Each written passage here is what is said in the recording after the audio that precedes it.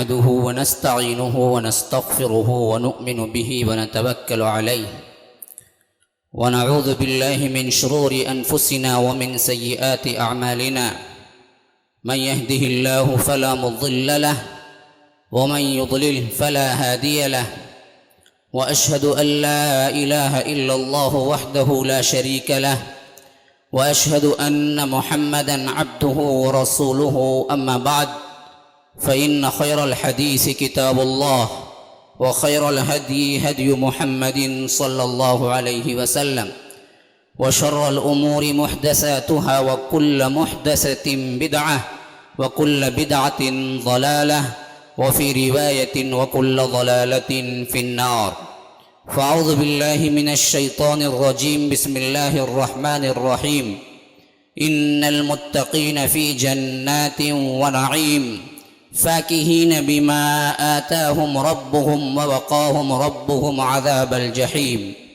كلوا واشربوا هنيئا بما كنتم تعملون متكئين على سرر مصفوفة وزوجناهم بحور عين.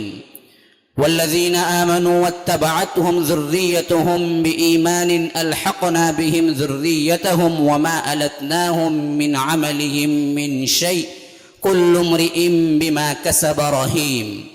وأمددناهم بفاكهة ولحم مما يشتهون يتنازعون فيها كأسا لا لغو فيها ولا تأثيم. ويطوف عليهم غلمان لهم كأنهم لؤلؤ مكنون فأقبل بعضهم على بعض يتساءلون قالوا إنا كنا قبل في أهلنا مشفقين فمن الله علينا ووقانا عذاب السموم إنا كنا من قبل ندعوه إنه هو البر الرحيم. اللهم أرنا الحق حقا وارزقنا اتباعه وأرنا الباطل باطلا وارزقنا اجتنابه. اللهم علمنا ما ينفعنا وانفعنا بما علمتنا وارزقنا علما.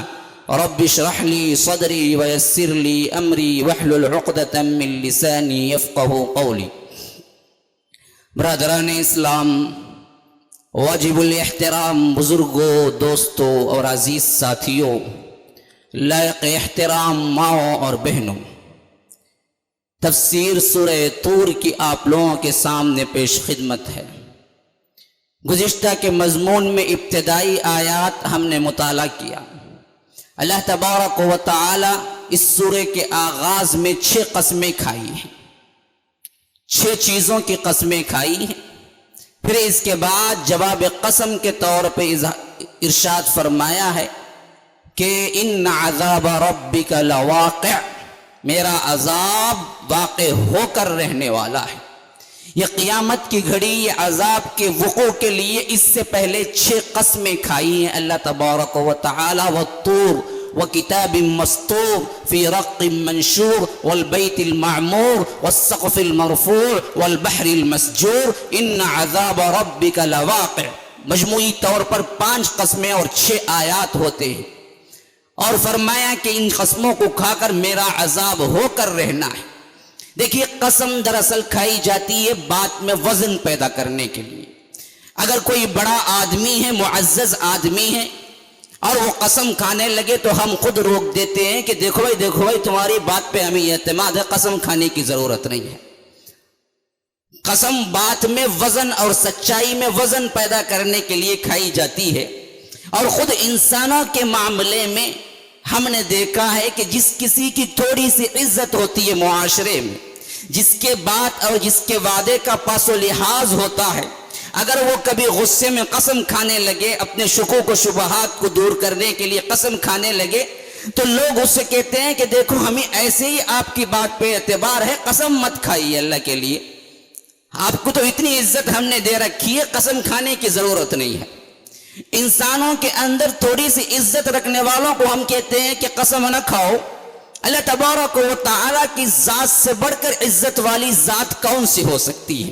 اللہ تبارک و تعالیٰ کی بات سے بڑھ کر سچی بات کس کی ہو سکتی ہے؟ ومن اصدق من اللہ قیلا، کہنے والے میں سب سے زیادہ اصحتر بات میری ہوتی ہے، اللہ تبارک و تعالیٰ کی ہوتی ہے۔ تو اللہ تبارک و تعالیٰ قسم کیوں کھائے؟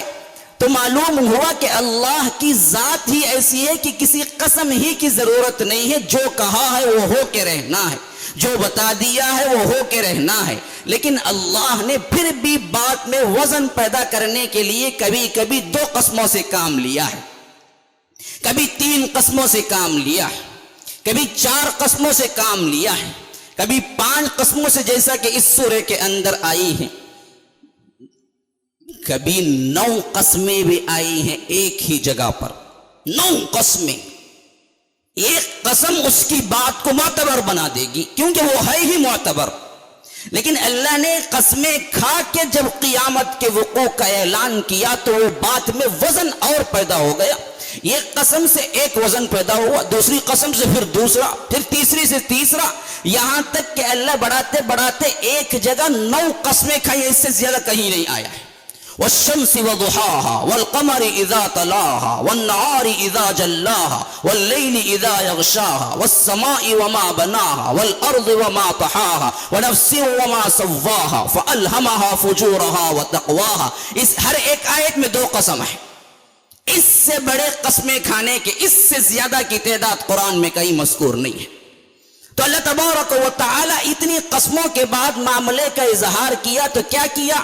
قیامت کے واقع ہونے کی قسم ہے، تو اب یہ واقع ہونے کی قسم میں جواب قسم کے اندر کتنا وزن پیدا ہو گیا ہے۔ دیکھیے کہ کائنات منکر ہو جائے تو ہو جائے، آپ لوگوں کو یقین آئے تو نہ آئے، لیکن اللہ رب العزت میں قسمیں کھا کے بتلائی ہے کہ یہ ہو کے رہنا ہے۔ پھر اس کے بعد کائنات کے اوپر تبصرہ کیا کہ یہ کائنات کو نہیں دیکھتے، اس بندھی بندھائی کائنات کو ہم توڑ پھوڑ کے رکھ دیں گے۔ یوم تمور السماء مورا وتسير الجبال سيرا فويل يومئذ للمكذبين الذين هم في خوض يلعبون يوم يدعون إلى نار جهنم دعا هذه النار التي كنتم بها تكذبون أفسحر هذا أم أنتم لا تبصرون اصلوها فاصبروا أو لا تصبروا سواء عليكم إنما تجزون ما كنتم تعملون۔ یہ ایک نتیجہ اخذ کیا ہے کہ اس کائنات کا مدبر و خالق ایک ایسے نظام کے اندر اس دنیا کو بنایا ہے جس میں ایک بار اس نظام کا ٹوٹنا ہے، اور ایک وقت ہوگا کہ تم میرے سامنے کھڑے ہوگے، تب منکرین قیامت کو دھکے دے دے کے ہم جہنم میں ڈھکیلیں گے۔ پھر جنہوں نے قیامت کو مان لیا، اللہ سے ڈر کے زندگی گزاری، ان کی زندگی کا ایک خاکہ لایا ہے۔ میں پہلے ہی بتا چکا ہوں یہ مکی دور کی صورت ہے، 49 آیتیں ہیں، 49 آیات ہیں، جن میں سے 30 آیات کا میں نے مطالعہ کیا، لیکن گزشتہ کی مجلس کے اندر میں نے صرف اور صرف آپ کو 16 آیات کے ترجمے اور تشریح سنائی تھی۔ آج جہاں سے ابتدا کر رہا ہوں وہ 17ویں آیات ہے۔ ان المتقین فی جنات و نعیم، متقی لوگ جنات میں ہوں گے، انعامات میں ہوں گے۔ فاکہین بما آتاہم ربہم، ان کے رب نے انہیں جو دیا ہے اس پر خوش ہو رہے ہوں گے۔ ووقاہم ربہم عذاب الجحیم، اور انہیں جہنم کے عذاب سے اللہ تبارک و تعالی بچا لے گا۔ کلوا واشربوا، کھاؤ پیو، ہنیئا، بڑے ہی مزے لے لے کر خوشی سے کھاؤ، لذت سے کھاؤ۔ انسان دنیا میں کھاتا ہے تو دونوں باتیں ہوتی ہیں، بھوک سے بھی کھاتا ہے، کبھی کبھار ہی لذت سے کھاتا ہے، عموماً بھوک سے کھاتا ہے۔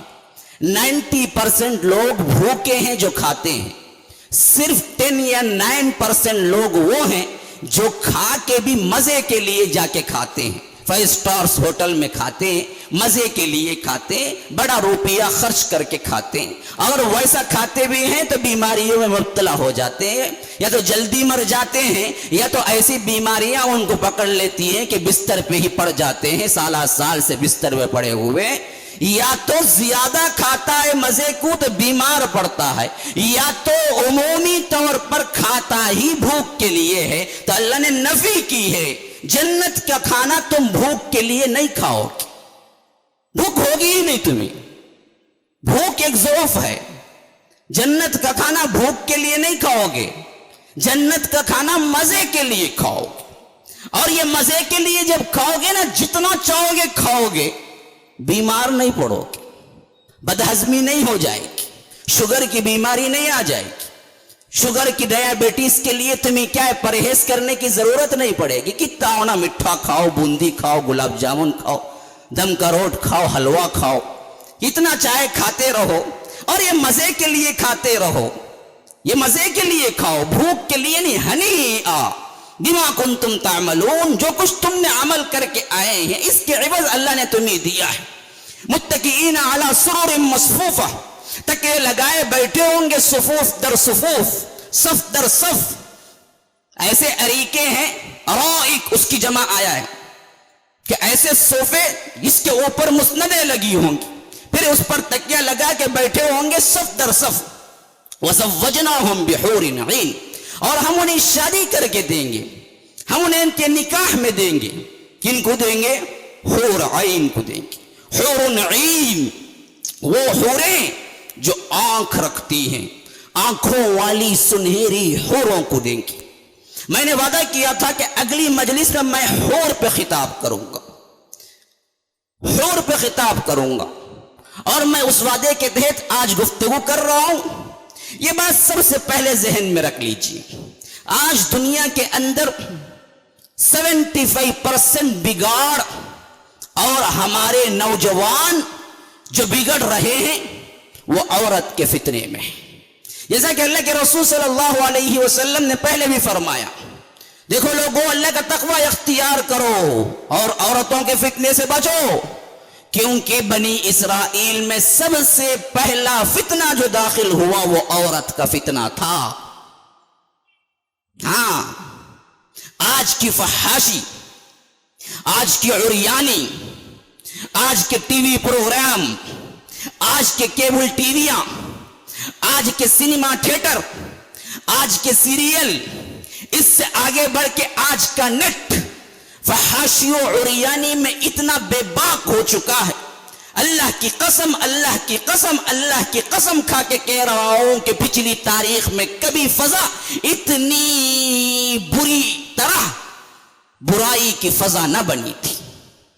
اتنی برائی کبھی فضا پہ نہیں چھائی تھی جتنی آج نیٹ کے ذریعے چھائی ہوئی ہے. اور اتنے برائی کے موقع کسی قوم کو نہیں ملے تھے جو آج کے رہنے والوں کو مل رہے ہیں. بیٹھے بیٹھے اس کے ہاتھ میں سب کچھ ہے, ہر گندی تصویر ہے, ہر گندا فعل اس کے ہاتھ میں ہے, اور وہ ہر جگہ بیٹھے بیٹھے کسی کے نظروں میں آئے بغیر وہ دیکھ سکتا ہے. ایسے اسکرین پیدا ہو چکے ہیں آپ کو کہ اینڈرائڈ فون کے ایسے اسکرین ہے جن میں آپ آنکھیں لگائیں تو پلے ہوگا, آنکھیں ہٹا دے تو وہ اسٹاپ ہو جائے گا. ایسے اسکرین بھی آ چکے ہیں. اتنا مخفی طور پہ گناہ کرو کہ اس پاس بیٹھنے والے کو بھی معلوم نہیں ہوگا, اور اتنے کھلے عام کرو کہ انسان کو مسجد اور گھر کی تمیز بھی اٹھ جائے. ہاں, یہ اس طرح گناہ میں پڑنے والے نوجوان ہی نہیں, ہر عمر کے افراد ہیں جو آ رہے ہیں. کیوں؟ کوئی دیکھنے والا نہیں ہوتا ہے. موبائل کی اسکرین یوں کر لیجئے, پھر پیچھے سے کوئی جھانک کے دیکھے تو دیکھے, ورنہ کوئی نہیں دیکھ سکتا. کسی دیوار پہ ٹیکا لگا کے یوں کر لیجئے, پھر تمہیں جھانک کے بھی کوئی دیکھنے والا نہیں ہے. بھرے مجمع میں بیٹھو اور بدکاری دیکھتے رہو, پوچھنے والا کوئی نہیں کیونکہ اس کو دکھتا نہیں ہے. نہ اللہ کا رسول کا ڈر, نہ عوام کا ڈر. پہلے گناہ کرتے تھے, رسول اللہ کا ڈر نہ ہوتا تو عوام کا ایک ڈر ہوتا تھا. لیکن آج کیا ہے, تمام رکاوٹیں توڑ دی گئی ہیں اور انسان اس تیزی سے اس بہاؤ میں جا رہا ہے. ایسا محسوس ہو رہا ہے کہ اگر اس میں روک اور بند نہ کیا جائے تو اگلی نسل برباد ہو کے رہ جائے گی. 7-8 سال میں وہ نسوانی طور پر جتنی چیزیں ہیں اگر بچہ جان لے تو اس کی عمر کی طبعی مقدار 60 سے نیچے اترتے اترتے 35-30 پہ پہنچ جائے گی. 35-30 پہ لاغر ہو کے یا تو مر جائے گا یا تو بیماریوں کا شکار ہو جائے گا. اگلی ہماری نسل اسی پہ قدم رکھنے والی ہے. اگر ہم اپنے ماں باپ کے طور پہ، رشتہ داروں کے طور پہ، بڑوں کے طور پہ اپنے بچوں کو اینڈرائڈ فون لو کے دے رہے ہیں، اینڈرائڈ فون کے ساتھ انہیں کیا بہلا رہے ہیں، خبردار یاد رکھ لیجئے، یا تو فون سے روکیے یا تو ایسے فون ان کے ہاتھ میں دیجئے جن میں نہ کیمرہ ہو، جس میں نہ نیٹ ہو۔ اگر دیتے ہیں تو پھر پوری کی پوری ذمہ داری اس کے گناہ میں آپ بھی شریک ہوں گے کل قیامت کے دن، اس کے بگاڑ میں آپ بھی شریک ہوں گے کل قیامت کے دن، کہ اللہ پوچھے گا کہ تمہارے انڈر میں تھا تمہارا بیٹا، کبھی تم نے جانچا کہ فون کے اندر وہ کیا کچھ کر رہا تھا، وہ سرچ میں کیا کچھ گندی سائٹیں دیکھ رہا تھا۔ یاد رکھ لیجئے یہ فتنہ اتنا ہمگیر ہے، آج ہماری بیٹیاں نہ بچ سکی، نہ بہنیں بچ سکی ہیں۔ افسوس تو یہ ہوتا ہے کہ مرد تو مرد ہے، عورتیں بھی اس سے بچ نہ سکی ہیں۔ کالج کی لڑکیاں بھی برباد ہو رہی ہیں۔ ایک نوجوان جس کی ابھی شادی نہیں ہوئی ہے اور وہ دیکھ لے کہ شادی کے بعد کیا ہوتا ہے، تو یاد رکھ لیجئے اس کی زندگی کے بربادی کا وہ پہلا دن ہے، اس کی زندگی کے بربادی کا وہ پہلا دن ہے، پھر اس کے بعد کوئی اس کو نہیں روک سکتا۔ ایک شادی شدہ انسان بگڑنے میں بہت ہی محفوظ ہے بنسبت ایک غیر شادی شدہ نوجوان بگڑنے میں اتنا ہی تیز ہوتا ہے جب کوئی پکچر وہ دیکھ لیتا ہے وہ جو اس کو بعد میں دیکھنا چاہیے تھا۔ اسی لیے اللہ کے رسول صلی اللہ علیہ وسلم نے فرمایا کہ لوگوں انتظار مت کرو، بچی بالغ ہو جائے فوراً نکاح کرو، میت مر جائے جنازے کی فوراً کیا ہے تیاری کرو، نماز کا وقت آ جائے فوراً ادا کر لو، یہ چیزیں فوراً کرنے کی ہیں، ورنہ کیا ہوگا؟ الا فتنۃ فی الارض وفساد کبیر، نہیں تو زمین کے اندر بہت بڑا فتنہ برپا ہو جائے گا اور فساد کبیر برپا ہو جائے گا۔ آج ہم نے کمائی کے دھن میں بچوں کو اتنا بڑا کر دیتے ہیں کہ ہر فعل کر گزرتا ہے، ہر زنا کر گزرتا ہے، پھر اس کے بعد بیٹے کی شادی ہو رہی ہے بڑی دھوم دھام سے، بہت سی عورتوں کے مزے چکھ چکا ہے، اب کیا ہے حلال طریقے سے ایک نکاح بھی کر رہا ہے۔ کالج کی لائف میں کئی عورتیں آ کے چلی گئی ہیں، کئی لڑکیاں پامال کر چکا ہے، آج نکاح کر رہے ہیں کیونکہ وہ انجینئر بن کے بڑا ہی اب کمانے والا بن چکا ہے۔ نہیں، اپنے انڈر میں رہتے ہوئے اسی وقت شادی کرو، یہ اس کی ایمان کی حفاظت کے لیے اچھا ہے۔ بچیوں کو جلد نکاح کرو، یہ ان کے ایمان کی حفاظت کے لیے اچھا ہے۔ آج کا دور وہ دور نہیں ہے جہاں شادی بیاہ کے جوڑے بھی ملتے تھے تو ان کو پتہ نہیں ہوتا تھا کہ کیا کرنا ہے روم کے اندر۔ ہاں ہم نے پڑھا ہے، 100 سال پہلے یہی واقعہ تھا، نوجوان جانتے نہیں تھے۔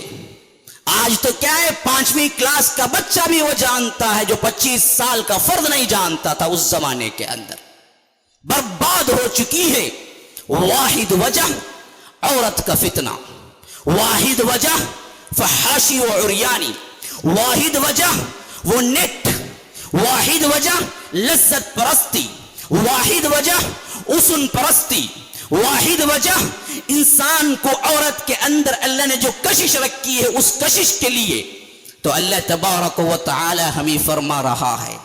کان کھول کے سن لو نوجوانوں، خاص کر نوجوانوں سے خطاب ہے، بچوں سے خطاب ہے جو ابھی نوجوانی کی منزل میں قدم رکھ رہے ہیں، بڑوں سے خطاب ہے جنہوں نے اپنی نوجوانیاں اللہ کی راہ میں بتائی ہیں۔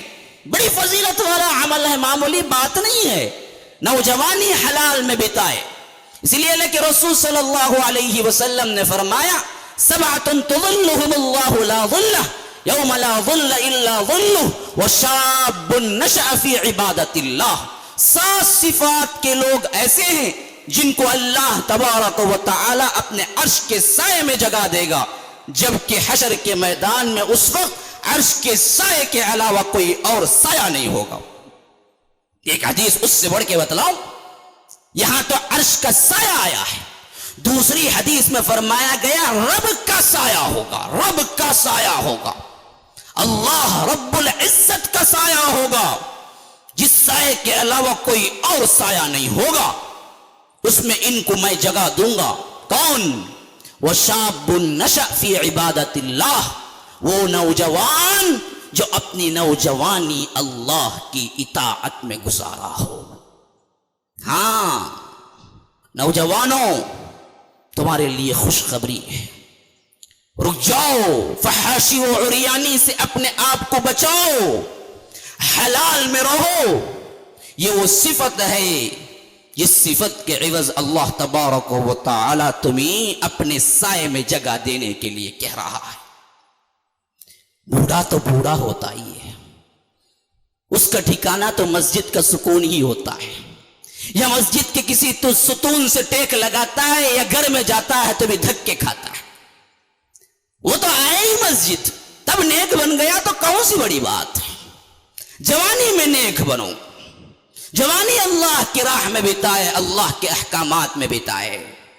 حلال دیکھے حرام نہ دیکھے، حلال کرے حرام نہ کرے، حلال میں اپنی زندگی گزارے، حرام میں استعمال نہ کرے.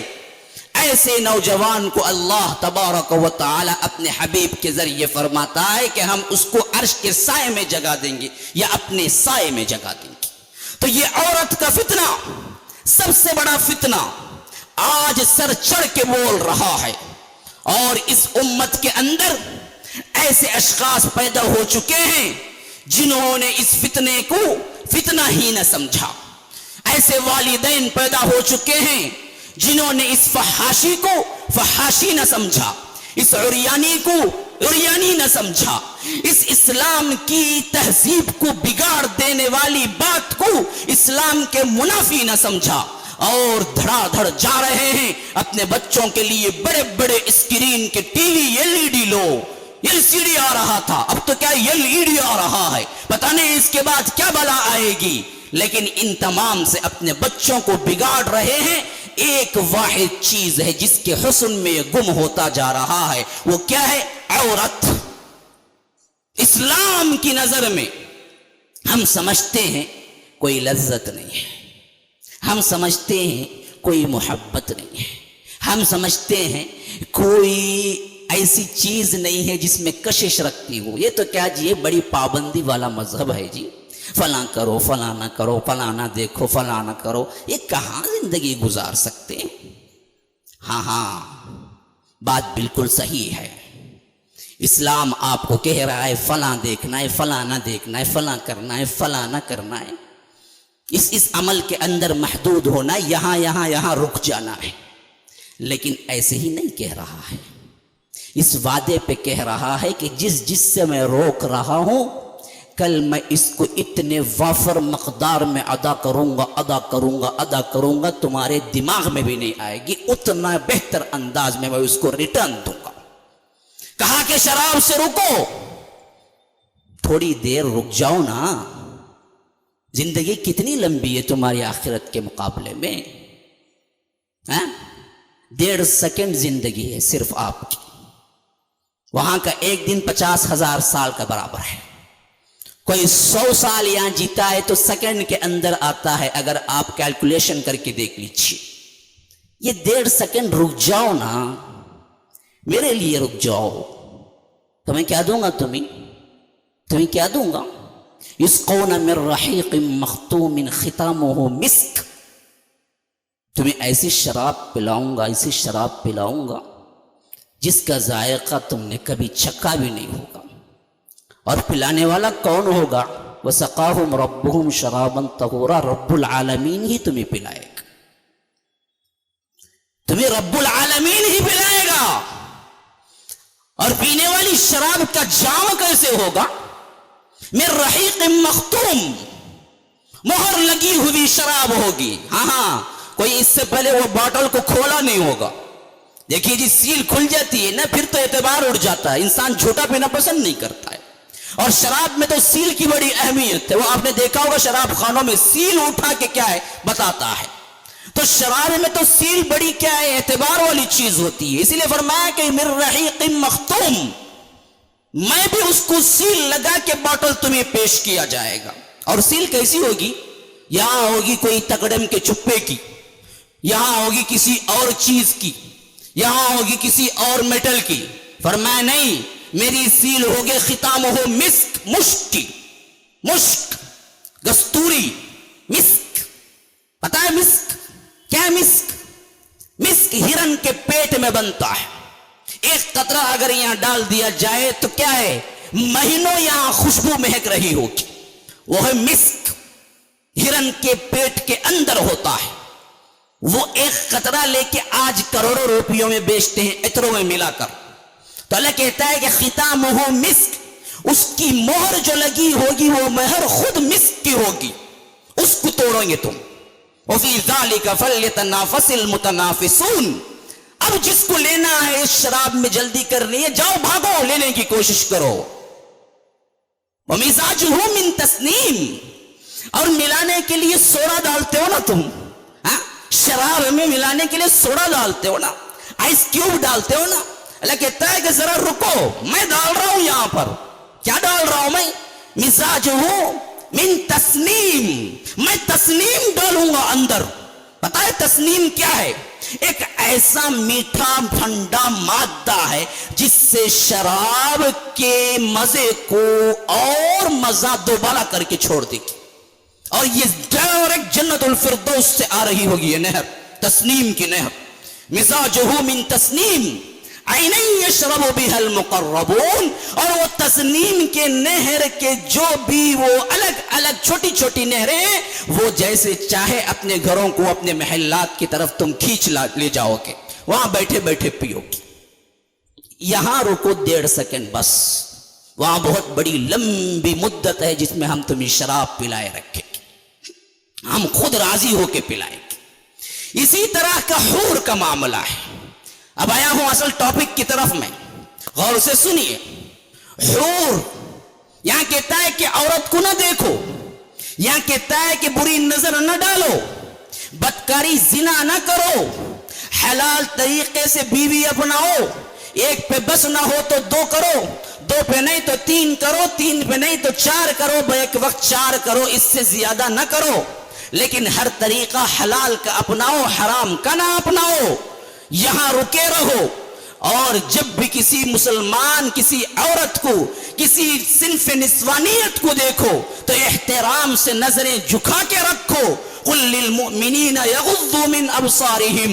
یہاں برے برے خیالات اپنے ذہن میں نہ لاؤ، گندے گندے مناظر سے ان آنکھوں کی توہین نہ کرو. اللہ نے جن کو تمہیں عطا کیا ہے تو وہاں کہہ رہا ہے خود ہم تمہیں دیں گے. کیسے دیں گے؟ حور کی شادی کر کے دیں گے. کیسی حوریں ہوں گی یہ میں بیان کرنے میں شکتا نہیں. کبھی کبھی میں پڑھتا ہوں وہ سوچتا تھا قرآن میں ایسی بات اللہ نے کیوں رکھی ہے کہ اس میں بیوی کے اور ان کے لذات کے اور انسان نسوانیت کے حسن کے اللہ نے ایسے خاکے قرآن میں کیوں بیان کیے. لیکن جیسے جیسے گہرا مطالعہ ہوتا گیا تب مجھے سمجھ آئی بات کہ اللہ نے مردوں کی فطرت میں یہ بات رکھی ہے کہ عورتوں کے حسن انہیں للچاتے ہیں. جس کے برعکس مرد عورت کے لیے یہ نہیں کہیں بیان کیا کہ ہم انہیں غلمان دیں گے. مرد کو کئی جگہ کہا کہ ہم انہیں حوریں دیں گے، لیکن کبھی عورتوں کے لیے یہ نہیں کہا کہ تمہیں غلمان دیں گے. یہ اور بات ہے کہ جو مانگیں گی جنت میں ملے گا، غلمان ہوں گے تو شاید وہ مانگیں گی تو مل ہی جائیں گے. لیکن کہیں یہ نہیں کہا کہ اپوزٹ میں ہم غلمان دیں گے مومنہ عورت کو، بلکہ ان کے لیے جو کہا وہ کیا کہا؟ ان کے لیے کہا تو یہ کہا کہ تمہارا جو مقام ہوگا اس جنت والی حور سے بھی زیادہ معزز ہوگا. میں نے بڑا غور کیا اس سلسلے میں کہ ان کو غلمان کا ذکر نہیں، ہم کو حوروں کا زیادہ ذکر. تو ایک بات جو سمجھ آئی مفسرین نے جو لکھا وہ یہ کہ مرد کی فطرت بوڑھا ہو جائے جوانی جاتی نہیں اس کی. ہاں یہ بات مسلم ہے، وہ بوڑھائی کیوں نہ ہو جائے، حسن نہیں جاتا اور یہ لذت اس کے لیے لذت ہی رہتی ہے. تو وہاں ان کا یہ ذکر کیا. عورت جوان بھی ہو جائے تو کبھی یہ نہیں چاہتی کہ اس سے بہت زیادہ شوہر ہو، ہاں یہ چاہتی ہے کہ مرد اس پر مر مٹے. یہ چاہتی ہے ہمیشہ بن ٹھن کے نکلنا، آدھے بادے لباس پہن لینا. یہ سب کس کے نظارے کے لیے ہے؟ مرد دیکھے تو بے ہوش ہو جائے، مرد دیکھے تو مر مٹے اس پر. یہ جذبہ نسوانیت کے اندر بھر دیا گیا ہے.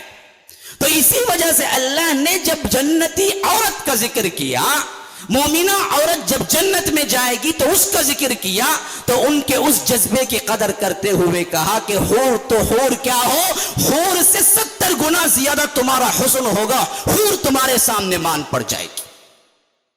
شوہر تمہیں دیکھے گا تو دیوانہ ہو کے 500 سال تک دیکھتا ہی رہے گا، نظر نہیں ہٹا پائے گا، کیونکہ وہ وہی چاہتی ہے، ستائش۔ عورت ستائش چاہتی ہے، مرد لذت چاہتا ہے۔ تو یہاں مرد کا ذکر ہوا تو وہ ذکر ہوا، وہاں عورتوں کا ذکر ہوا تو وہ ذکر ہوا۔ تو یاد رکھ لیجئے، اللہ کہتا ہے حور عین، حور دوں گا میں تمہیں۔ حور اصل میں حورا اس کی جمع ہے۔ اور زید بن اسلم، قتادہ، مجاہد، ابو ہریرہ، بہت سے مفسرین صحابہ کہتے ہیں کہ حورا اس عورت کو کہا جاتا ہے جو بالکل حسن کے انتہا پہ ہو، سفید، بالکل سفید رنگ کی، اور آنکھ کی پتلی گہری سیاہ، اور آگے کی سفیدی بالکل سیاہ پن، آنکھیں لمبی لمبی، بھویں سریلی طور پر جس کی ہوتی ہے اس کو عربی میں حورا کہتے ہیں، اس کی جمع ہے حور۔ حور عین، آنکھوں والی حوریں ہم تمہیں عطا کریں گے۔ یہاں تو صرف ایک لفظ کہہ کے آگے بڑھ گیا، لیکن اللہ نے اس کا جگہ جگہ ذکر کیا ہے۔ بقرہ میں ذکر کیا تو فرمایا کہ کلما رزقوا منها من ثمرۃ رزقا قالوا هذا الذي رزقنا من قبل واتوا به متشابها ولهم فيها ازواج مطهرة وهم فيها خالدون۔ دیکھو ذرا رک کے رہو، وہاں تمہاری بیویاں جو ہوں گی بڑی ہی پاک ہوں گی، ازواج مطہرۃ وہم فیہا خالدون، اور وہ تمہارے ساتھ ہمیشہ ہمیشہ رہیں گی۔ تو کیا بتایا؟ یہاں کے بدبو کی سڑان کی عورت کو پسند مت کرو، اس سے ایمان نہ بیچو، کتنی ہی حسین کیوں نہ ہو جائے، 4 دن نہیں آئے گی کہ آپ پاس نہیں جا سکتے اس کے۔ یہ میل کچیل کی گندی عورت جس کو حیض بھی آتا ہو، جس کو نفاس کا خون بھی ہو، اس پہ مر مٹ کے تم اپنے ایمان کو مت کھو، ذرا سا صبر کرو، 1.5 سیکنڈ کی یہ زندگی ہے، وہاں آؤ ہم ایسی عورتیں تیار کر کے رکھی ہیں جن کو نہ حیض آتا ہے، نہ نفاس آتا ہے، نہ میلی ہوتی ہے، نہ بدبو آتی ہے۔ فیہا ازواج مطہرہ، وہاں کے کسی عورت کو حیض نہیں ہے، مطہرہ ہے۔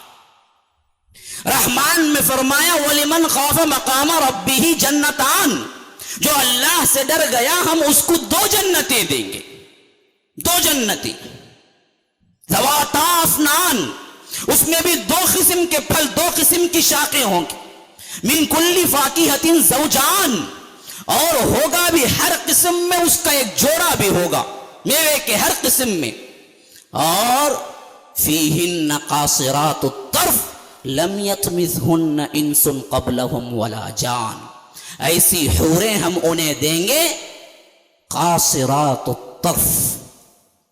قاصرات الطرف کہتے ہیں کہ نیچی نگاہ رکھنے والی، یہاں کی طرح بے باک بے حیا عورتیں نہیں ہوں گی، جتنی خوبصورت ہے اتنی ہی بے حیا ہے، جتنی حسن اس کے اندر ہے ایکٹر کا کسی کا اتنا ہی زیادہ مردوں سے اس کا تعلق ہے، اس پہ مر مٹتے ہو، اس کو دیکھنے کے لیے پکچر جاتے ہو، اس کی اسکرین پہ دیکھ کے دل بہلاتے ہو، ارے اللہ کے بندو یہ 1.5 سیکنڈ کی زندگی ہے، رک جاؤ، تمہارے لیے ہم نے ایسی عورتوں کو تیار کر کے رکھا ہے جو کبھی آنکھ اٹھا کے کسی غیر مرد کو نہیں دیکھا ہے۔ قاصرات الطرف میں مفسرین کہتے ہیں شوہر سے کبھی وہ اپنی نگاہ کو نہ ہٹائے گی۔ قاصرات الطرف، طرف کہتے ہیں یہ پلکیں، کبھی شوہر کی چہرے سے نہیں ہٹائے گی، شوہر کے علاوہ کسی اور کو نہیں دیکھے گی، اور پاک ایسی کہ لم یطمثہن انس قبلہم ولا جان، کوئی انسان اور کوئی جن اس سے پہلے اسے چھوا بھی نہیں ہوگا۔ ہاں، ایک مولانا سے سوال کیا گیا کہ مولانا مس کس کو کہتے ہیں؟ مولانا نے بڑا عجیب جواب دیا، کہا کہ پہلے زمانے میں تو مس اس کو کہتے تھے جس کی ابھی شادی نہیں ہوتی، کوئی چھوتا نہیں تھا، پھر جو ہی چھو لیتا شادی ہو جاتی تو مسس ہو جاتی تھی. لیکن اب کے زمانے میں تو مس وہ ہوتی ہے جو سب مس کر کر کے اس کو ٹھکرا دیتے ہیں تو وہ مس ہوتی ہے, مس کر دیتے ہیں. ہاں آج کے جتنے ایکٹرز ہیں جن کو دیکھ کے اسکرین پہ تم اپنے ایمان کو زائل کر دیتے ہو, اپنا ایمان ڈگمگا جاتا ہے, ان کی اخلاقی پستی کا کیا کہنا, کسی کے لیے کہنا ہے. الفاظ جمع کر لیں گندے کتنے ہیں دنیا کے اندر, پھر بھی ان پہ لگا دے تو ان کی گندگی دور نہ ہوگی.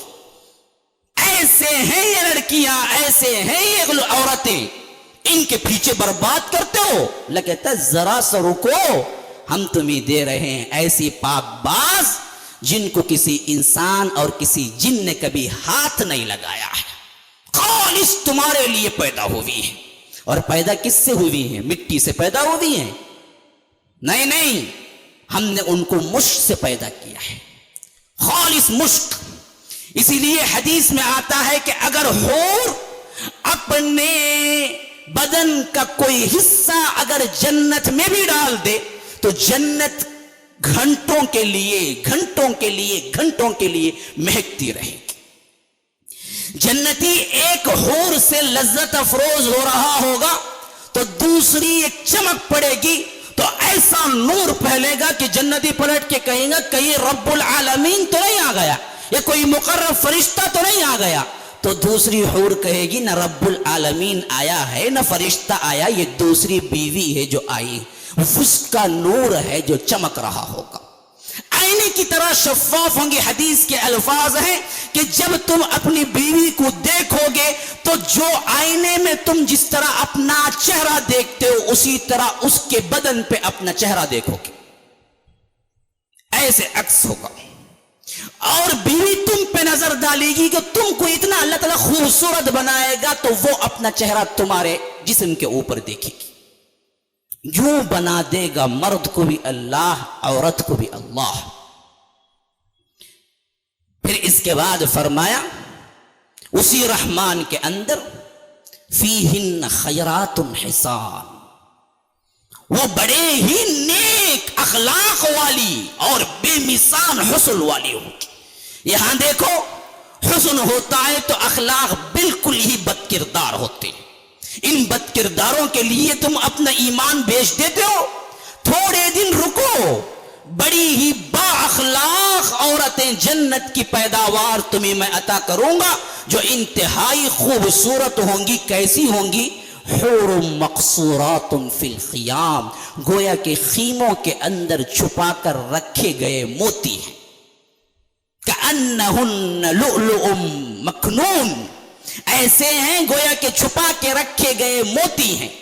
صحیح موتی کو تو آج تک ہم نے نہیں دیکھا ہے, اور جب سیپی میں سے نمودار ہوتی ہے موتی اس کی چمک تو کبھی دیکھنے میں آتی ہی نہیں ہے.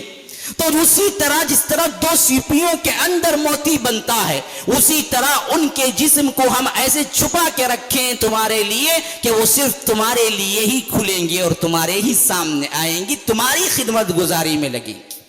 ایک ایک حور کے لیے ہزار خادمائیں ہوں گی اور ہر خادمہ کے لیے 100 خدمتگار ہوں گے, اور ہر خدمتگار کے لیے کروڑوں ایسے کھانے ہوں گے جو آپ کو پیش کر رہے ہوں گے کہ کب کیا کھا رہے ہیں, کب کیا کھا رہے ہیں, کب کیا کھا رہے ہیں, کب کیا کھا رہے ہیں. یہاں 1.5 سیکنڈ کی زندگی ہمیں دو. یہ حور کا ایک مختصر خاکہ ہے لیکن وقت اگر ہوا چاہتا ہے میں اس کو اور زیادہ پھیلا کے آپ لوگوں کے سامنے لاؤں گا تاکہ آج کی اس مکر و فریب کی دنیا کے اندر, اس فحاشی و عریانی کے دنیا کے اندر ایک طرح کی جو ہماری لذت پرستی کی وجہ عورت بن چکی ہے اس کو بتلا دوں کہ تھوڑی سی آپ انتظار کر لو, اپنے نفس پہ جبر کر لو, اپنے آپ کو اللہ کی اطاعت میں دو تو دیکھیے تمہاری زندگی کو کس طرح اللہ تبارک و تعالی بدل دینے والا ہے, کس طرح انعام و اکرام سے سرفراز کر دینے والا ہے. عورتوں کا کیا مقام رکھا ہے اس سلسلے میں یہ بھی میں انشاءاللہ العزیز آپ لوگوں کے سامنے لاؤں گا. ھذا وباللہ التوفیق صلی اللہ وسلم علی نبینا محمد. اسأل اللہ لی ولکم ولسائر المسلمین من کل ذنب فاستغفروه انه هو الغفور الرحیم.